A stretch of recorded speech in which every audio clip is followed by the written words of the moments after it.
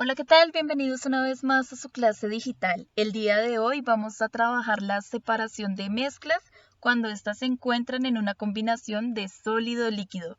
Bienvenidos y comencemos.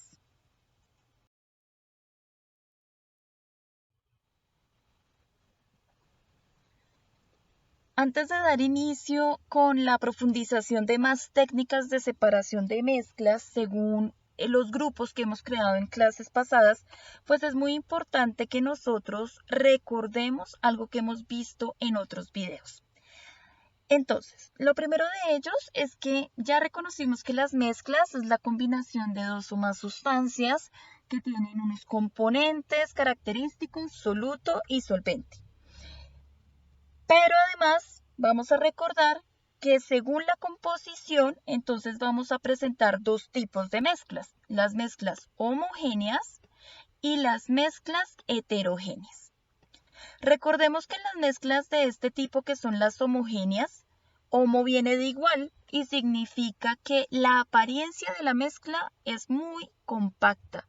Es decir, no puedo yo diferenciar si las fases dispersa ni la fase dispersante. Toda la mezcla luce idéntica. Por otro lado, en la mezcla heterogénea, donde hetero es de diferente, entonces se va a caracterizar porque a simple vista yo voy a poder reconocer esas fases que componen mi mezcla. Es decir, voy a poder identificar más o menos el soluto y el solvente.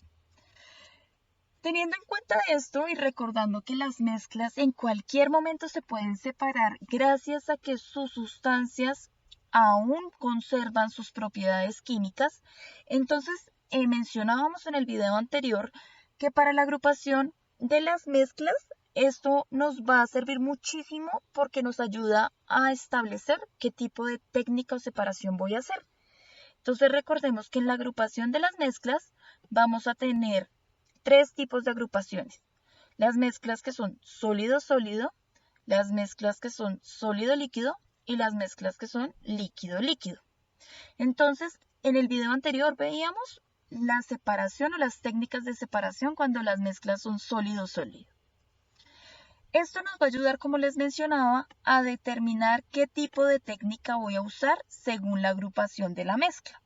Entonces, para sólido-sólido reconocíamos tres tipos de separación de mezclas, que va a ser la levigación, la magnética o digamos con el uso de un imán para traer los metales de los no metales y pues íbamos a tener el tamizaje o la separación manual. Hoy vamos a trabajar otras técnicas.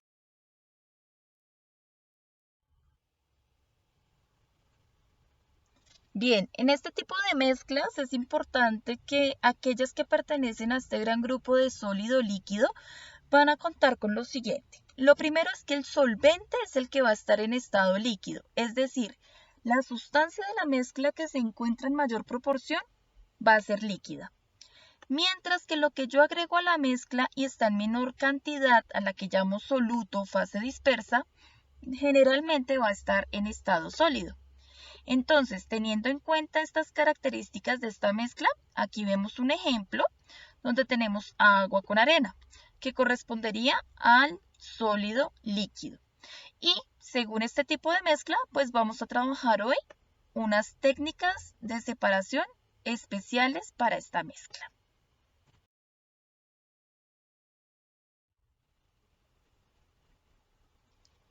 Para la separación de mezclas donde participa sólido líquido, vamos a reconocer también tres técnicas de separación que van a corresponder a la decantación, a la filtración y a la centrifugación. Entonces vamos a ver generalmente en qué consiste cada una de ellas.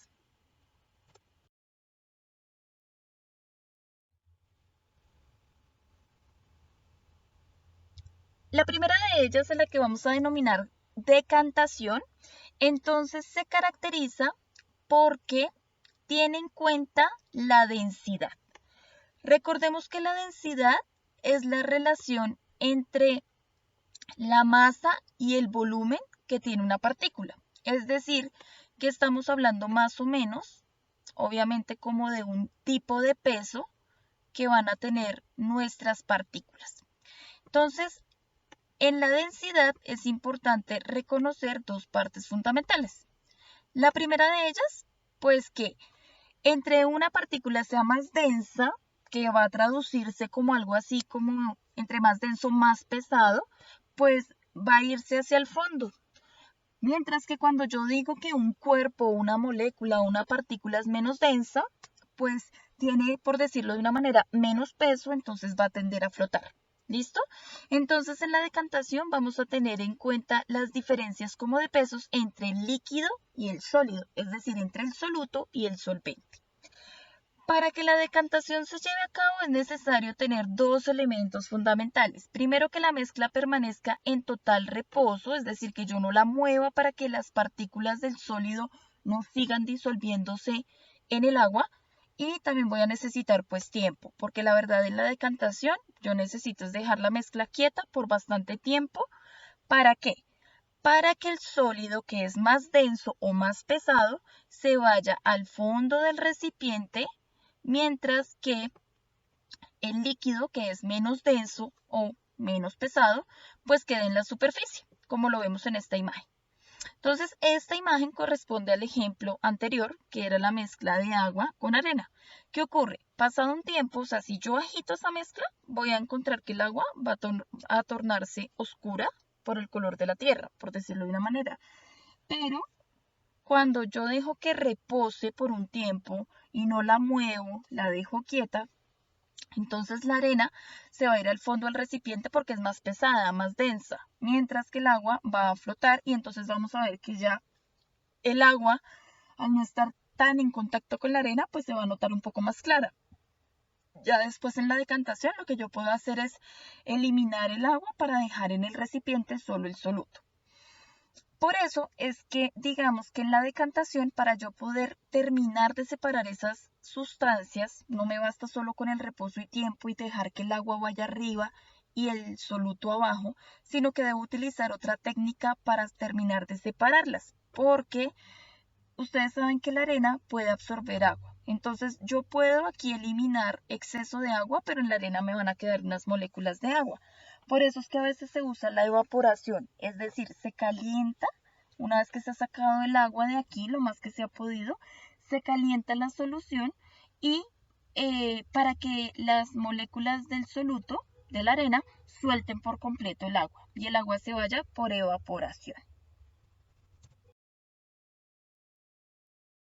Este es un ejemplo de decantación donde podemos ver, digamos, que las partículas del sólido son un poquito gruesas, pero aún así cuando yo las bato, pues quedan en un inicio en una mezcla más o menos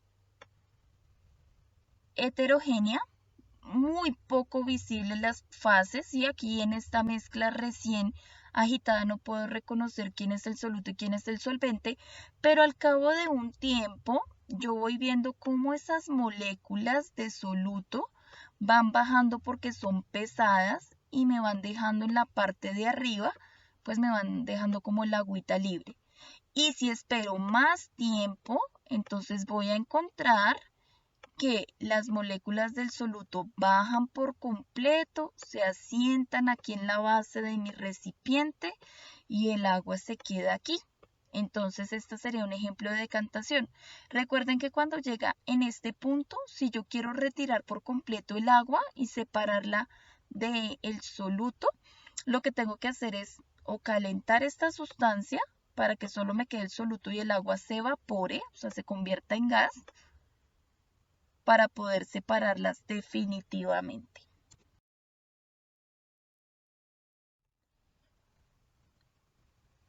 Nuestra segunda técnica se llama la filtración. Esta creo que es muy común, igual que el tamizaje, porque podemos verla de una manera como cotidiana, no directamente como filtración, pero sí como un mecanismo para separar sustancias. Entonces tenemos que la mezcla se caracteriza porque tiene que pasar obligatoriamente por un filtro, como lo vemos acá en la imagen.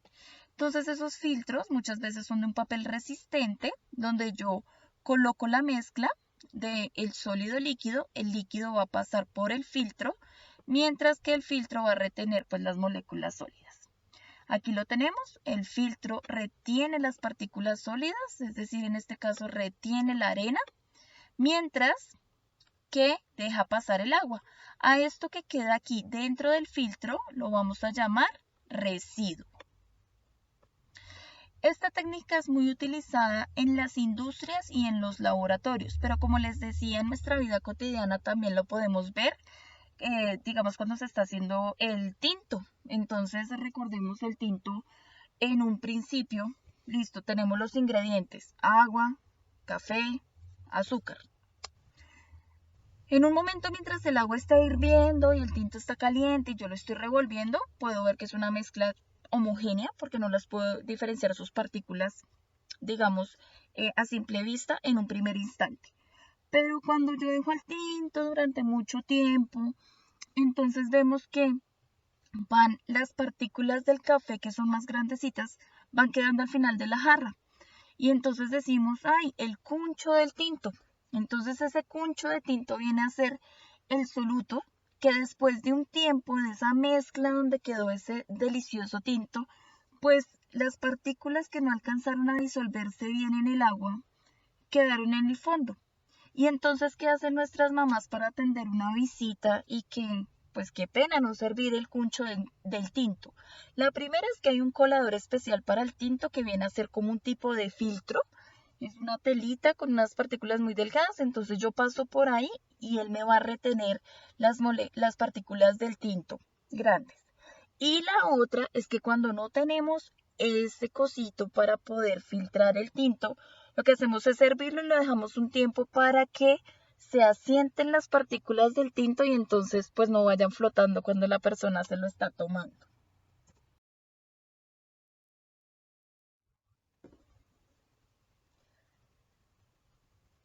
Y nuestro último sistema o método de separación de mezclas es la centrifugación. Entonces, la centrifugación se caracteriza o recibe su nombre porque se aplica una fuerza centrífuga. La fuerza centrífuga se caracteriza también porque es circular y depende de la velocidad. Entonces, gracias a esta fuerza, si yo someto una mezcla a una fuerza circular a gran velocidad, voy a encontrar que puedo separar el sólido del líquido. Esto es para el caso de unas mezclas más complejas y que no es tan fácil descomponerlas. Resulta que el líquido lo vamos a llamar el líquido que queda sobrando. Aquí lo vemos en la imagen, entonces tenemos una mezcla, aquí vemos unas pequeñas partículas. Y resulta que después de que aplicamos la fuerza centrífuga, que ya lo vamos a ver más adelante cómo ocurre, pues me queda aquí que el sólido quedó en el fondo y el líquido quedó aquí flotando. Entonces a este líquido acá flotando es a lo que llamamos sobrenadante. ¿Listo? Vamos a ver un ejemplo de cómo se aplica la centrifugación en un caso de un laboratorio con una mezcla que sin duda está presente todo el tiempo en nuestras vidas.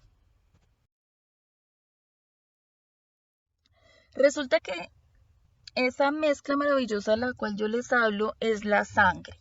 Y la sangre cuando nosotros nos cortamos la vemos en un estado líquido y no podemos diferenciar a simple vista sus moléculas o sus componentes. Entonces aquí inicia el proceso de la centrifugación que se usa mucho en los laboratorios de sangre. Lo primero que les quiero presentar es que esta maquinita que ustedes ven acá se llama la centrífuga. Es una máquina que se caracteriza porque yo en el interior de ella puedo colocar los tubos de la mezcla. En este caso pues estamos haciendo el ejemplo con una mezcla de sangre. Entonces yo coloco los tubos aquí adentro, cierro mi maquinita y esta maquinita va a girar a una gran velocidad de forma circular.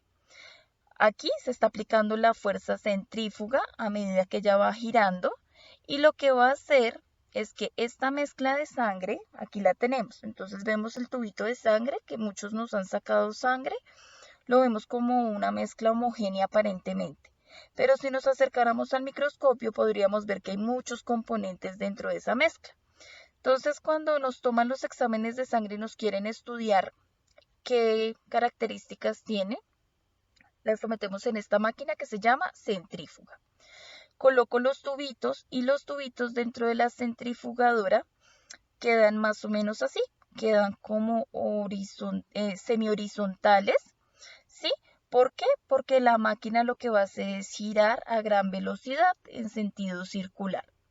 Después de un tiempo, entonces vamos a obtener estos tubitos así, donde vamos a ver la separación de las moléculas sólidas de las líquidas. En el caso de la sangre, las moléculas sólidas van a ser las células sanguíneas, principalmente los eritrocitos o glóbulos rojos, que son más pesaditos. Aquí, en esta fracción pequeñita, bueno, aquí lo vamos a ver en esta imagen, en esta fracción, me van a quedar como los compuestos que no son ni tan pesados para estar al fondo, pero tampoco tan livianos para flotar, que en el caso de la sangre corresponde a los leucocitos o glóbulos blancos, que son los encargados de activar las defensas de nuestro cuerpo, y las plaquetas, que son unas células que evitan que yo me desangre. Si yo tengo baja la cantidad de plaquetas, tengo el riesgo de desangrarme. Y en la parte superior vamos a encontrar una sustancia muchísimo menos pesada que se llama plasma. ¿Por qué es menos pesada? Porque el plasma más o menos tiene el 90% de agua. O sea, es más líquido que estas moléculas que tenemos acá. Entonces vemos que las colocamos en la maquinita, ella gira, así más o menos es cuando dentro de la máquina están girando a gran velocidad, van quedando casi horizontales y al final obtenemos la separación entre las diferentes partículas. Las más pesadas quedan al fondo.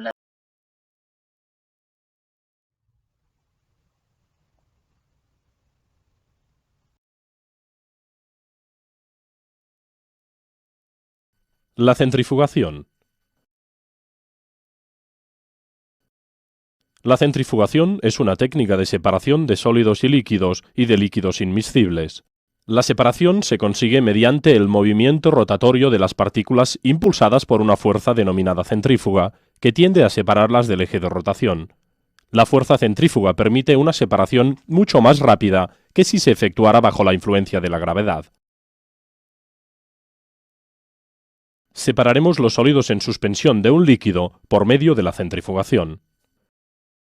Para llevar a cabo la operación, nos servimos de un equipo denominado centrifugadora o centrífuga, que está constituida básicamente por un recipiente que puede girar a diferentes velocidades y en el cual se pueden colocar diferentes tubos. Introducimos la mezcla en un tubo de centrífuga.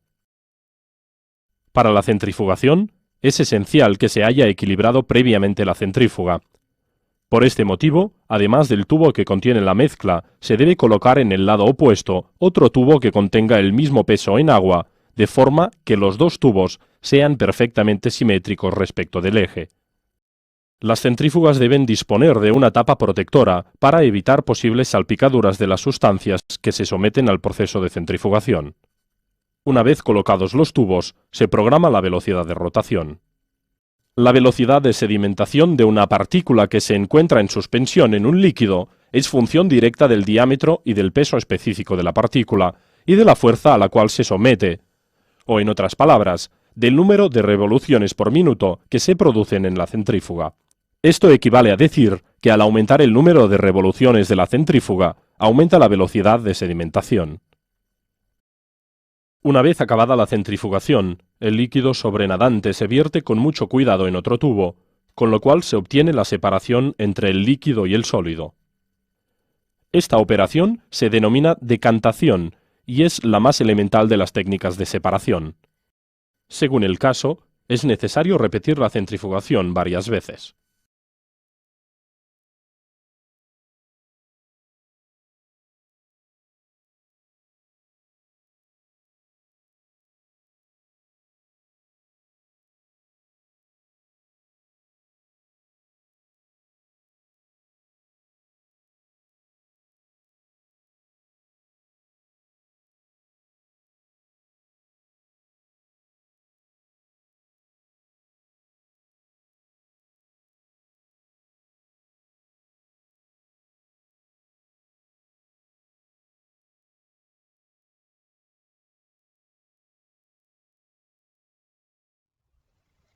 Finalmente, para recordarles, entonces, tengamos en cuenta lo siguiente. Primero, las mezclas se dividen en mezclas homogéneas y heterogéneas. Tenemos unas formas de agrupar las mezclas para aplicar las técnicas de separación. Las técnicas de separación principales para el sólido y sólido corresponden a levigación, fuerza magnética o magnetismo, separación mecánica o más bien separación manual y tamizado. Y las técnicas que vimos el día de hoy corresponden entonces a las mezclas que se agrupan como sólido-líquido, donde tenemos la centrifugación, la decantación y la filtración. Por último, no olviden entrar a su plataforma digital, tómense el tiempo para realizar su taller, anoten todas las preguntas que sean necesarias y las resolveremos en nuestra próxima sesión por Zoom. Que tengan un excelente día. Gracias.